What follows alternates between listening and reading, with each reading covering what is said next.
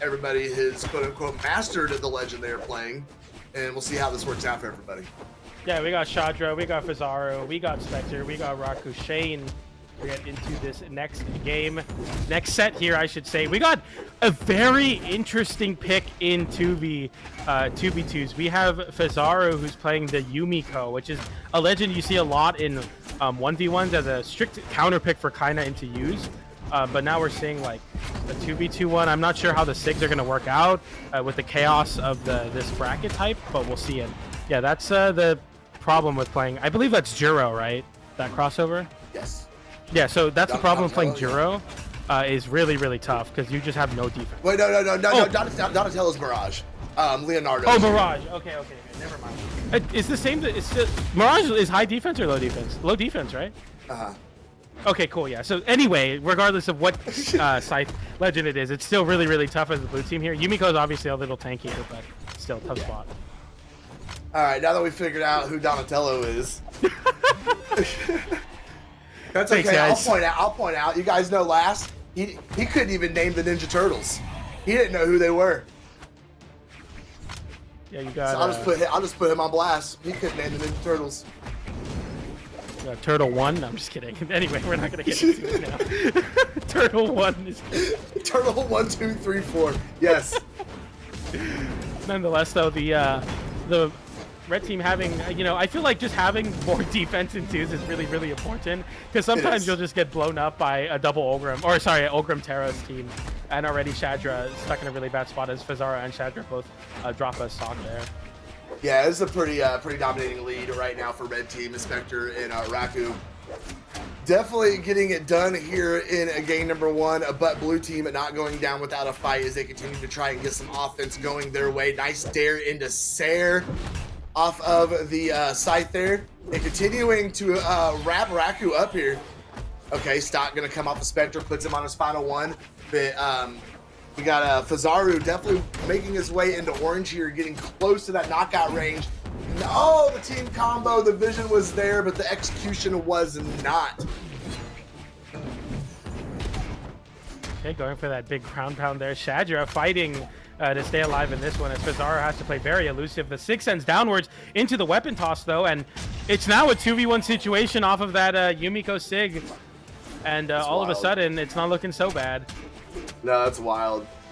Fezaru's hurt though. Fezaru's hurt real bad, and Raku is piloting the Terra, so if he can get over, like, there's your opportunity. Go over, like, put a hammer on him. No, don't step into the team combo.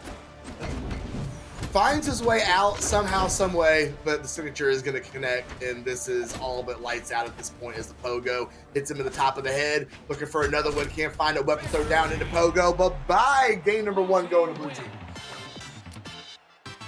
I don't know what is the world anymore. I mean, it's ridiculous. They're somehow winning with 4 and 5 defense versus Ogrim Terros, but they made it happen, man. This is the timeline we're in, bro. This is the timeline. Yeah, we got Yumiko and Mirage in top 32, top 24 of Elimination side EU doubles. I don't know what this meta means anymore, but it's working, so why not? It's a nice breath. It's a nice breath of fresh air. For sure. You know what I mean? We went through. I mean, we went through a long grind of just the axe meta, and it's nice to see some more things coming out, some more legends being played, some people experimenting. I mean, we saw an Ezio last set. That's a little crazy. So it is nice not just to see Terros, and mix things up quite a bit. But as we're getting in here to our game number 2 that is going to be on Apocalypse, we're going to see if Raku and Spectre can tie this set back up.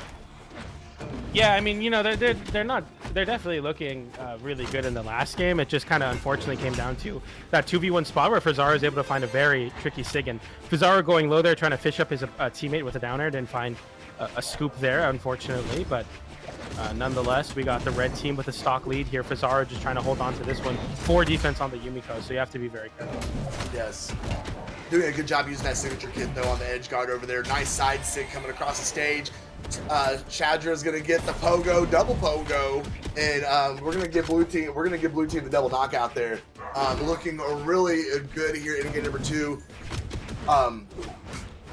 Oh, wait a second. Seeing some offense for red team break off a neutral here. Nice side sig from Raku. Follow up from Shadra, though. Gonna take him up in the sky. Oh, Shadra left without a weapon. Unarmed recovery. Gonna find its home. The spear back in hand as they put the pressure on him on the left side. Ooh, nice recovery there. Rakushain getting called out. Looking for that sig to connect. Finally does get it there, but it's not nearly enough to KO. Unfortunately, the side air comes in. Spectre fighting back, though, in this 2v1 with the axe in hand. You're looking for these last tap-ins here to close out these stocks. The recovery unarmed doesn't KO. Rakushain actually following up as well with an unarmed D-Light into recovery. Didn't KO, but picks up a hammer and finds the scoop and score. And all right, we got a very even game here. We got 3 stocks on each team. But we'll see who comes out on top. Obviously, the blue team have a slight damage lead, but I'm sure it won't hold on versus Teros and Ogrim for too long. Yeah, they. I was actually looking at the stocks, and they had it looked like a pretty good lead, and then within 10 seconds, it was just gone. Things are completely even back up here as they're trying to put the pressure on Spectre, and get him out of here, or get that stock out of here rather. Oh, okay, that was an option. I thought the Stomp Stair was going to come out and confirm, but the Scoop was going to finish it off just the same. Absolutely. Fezaru getting disarmed, though, is a tough spot, but fortunately, Shadra is able to give just enough space for him to pick up a bow. Big juggles here, landing with the side air, going for the down stick there into the corner. Fortunately, no team damage there. Okay, let's just break them all up, get the double KO, and now the red team, off of that down sig, careful, you have to be very careful stacking on top of Ogrim there, because now it's a 2v1. Yeah, absolutely. See what he's going to be able to do here. I mean, it's so doable. But if red team can pull out a team combo here and put some good pressure on, some good damage on, just like this, here we go. Yeah, they're getting in rhythm now. It's going to make it very hard for Fezaru to be able to confirm this.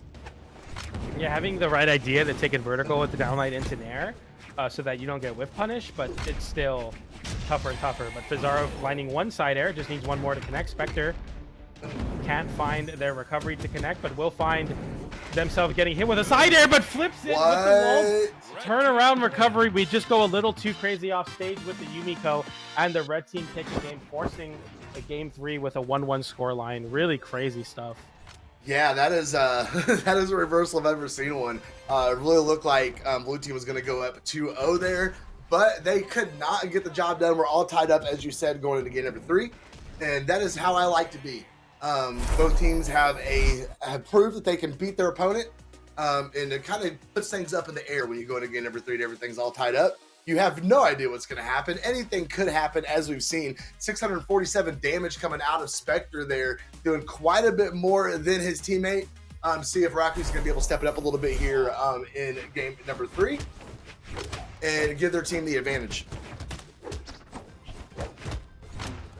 All right, Demon Island is the pick. No soft platforms to give you any reprieve versus these very big hitboxes both teams' weapons are going to be able to put out, but they're both going to find some varying success to start it off there. The double sig connection there with that Mirage down sig, but okay.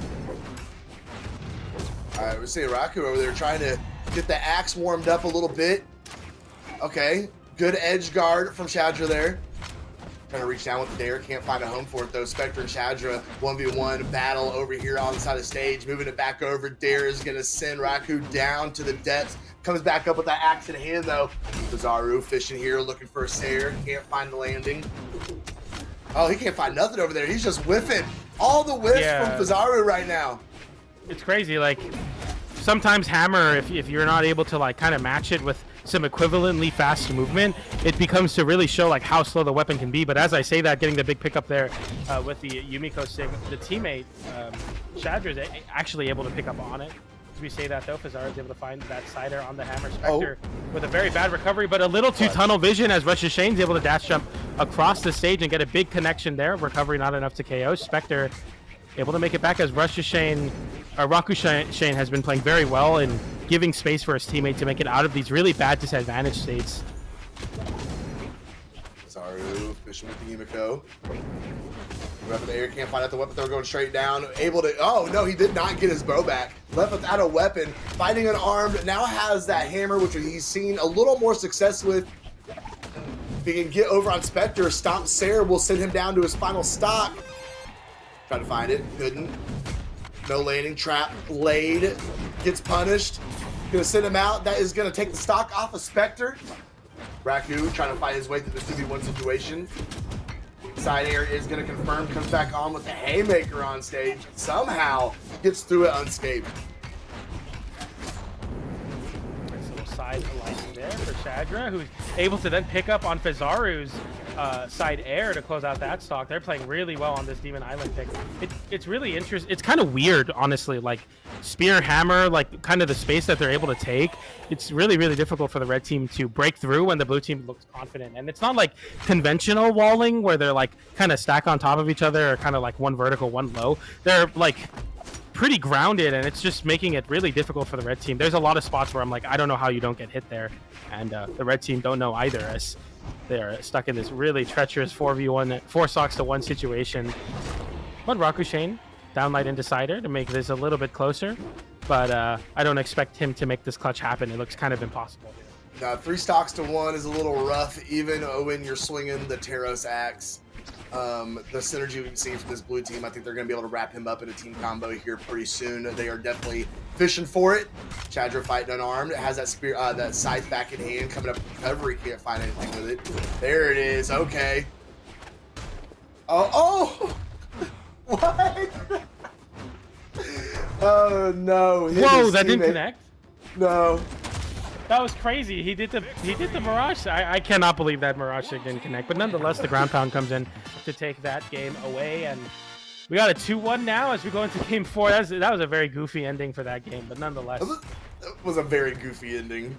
Yeah. All right, Shadra and Fezaru have themselves in position. They are 1 game away from sending their opponents out of here and moving forward in their elimination run. We're gonna see if they're gonna be able to wrap it up right here, or if we're gonna get a rebuttal here and be tied up going into game number 5. Yeah, we'll definitely have to see how this one plays out, as the red team. I mean, obviously they took a game, so it could be close. It could definitely be really, really close for them. They could definitely force this game 5. I think the soft platform pick is a very, very important one. No soft platforms versus Mirage and Yumiko can definitely be really tough. And we saw, like, when it was really grounded, the bow actually found a lot of success, which is a weapon that you kind of people sleep on in 2s, but it can still kind of do what it does in 1s. It's obviously just a little bit more risky to finish up your strings, because obviously their teammate could hit you for it, but it's still looking pretty good so far, as it's getting a lot of damage. All right, we're seeing the neutral break back off here as we're seeing a lot more conservative gameplay here so far. Definitely not as flashy, everybody being a little more cautious about their movements and their attacks. Oh, side sig coming over. Throw out. Wow! A javelin toss with that spear and able to close out that stock 4. The side air comes high. Not enough. It didn't find its connection, but still, that was almost really, really cool. Going for the weapon toss down into the GC breakdance. Not enough to, or didn't find the connection on it, but still really, really cool stuff. Downlight into side air comes in, and the blue team coming out with a pretty early lead so far. Yeah, they're looking really clean. They are in knockout range. I mean, this is not out of the reach of red team to bring this back. They can do it right here, right now, actually. Especially with the Taros on the map. Ooh, Shadra went deep with that dare. Couldn't quite get it. Caught that Sarah when he came back up. Dodging through the weapon throw. But Raku sticks with it and puts a little more damage on him. Okay, landing with that side air there. They're looking to just rack on this juicy extra credit, as they are still on their first stocks apiece, getting the connection from the Yumiko sig into the Nair, getting the side sig out of the corner as well. And oh, unfortunately, it looked like he touched the wall. He didn't actually touch the wall. A little bit of a misplay there, but you're not too mad about it because you're on 2 stocks to 1 and a crazy edgeguard sequence. As I was saying, that Shadra getting the scythe weapon toss into the GC unarmed sidelight. It didn't KO, but that breakdance, well, there's always time to dance. There's always time to dance. I didn't think that breakdance was going to hit, but just got in that hitbox. Very good stuff here. Haymaker is going to confirm. Just a raw haymaker in the center of Apocalypse. That's fine. It's all good. Confirms. Yeah, looks chasing like high with the recovery. Looks like blue team is well on their way here. Okay, nice Seth. from Shadra. Yeah, just a little extra damage and kind of making it scary to go off stage, but the blue team with a major blunder. So Fezaru had no resources. Shadra was going to get KO'd. Fezaru, instead of jumping back to the stage, looked to save his teammate, didn't find it, and both of them fall to it. That could be a very big change of momentum for the red team, but they kind of stifle it there as Rakushain gets caught out with a Lance Cider, but that's a big open up on the Lance. Fezaru having to dip low, able to make it down, or make it back, though. My, how the tables have turned here. Yeah, this is really, really scary, but Rakushain is one hit away from getting KO'd. Spectre putting Fezaru potentially in a similar situation, getting disarmed off stage. Shadra can't find any sort of damage here, gets a nair finally to disrupt the pressure that Spectre's been putting on, but it might be not enough. The down sig nowhere near KOing. This is super, super close. Oh, the sig comes in, it doesn't KO Shadra though. He's got 5 defense. Oh, the side sig from downtown. Fezaru is able to close out that stock, but it's not over yet. Rakushain with an axe in hand just needs one hit on both players, but he goes for the ground pound, and Fezaru dashes up, gets the the downlight into the side air on the hammer to clutch that one up. A very close game, but just not enough for the red team. That got a little sketchy there at the end. Oh my, oh my. If that signature would have got that double knockout. Like they ended up finding that second knockout anyway, but if they actually would have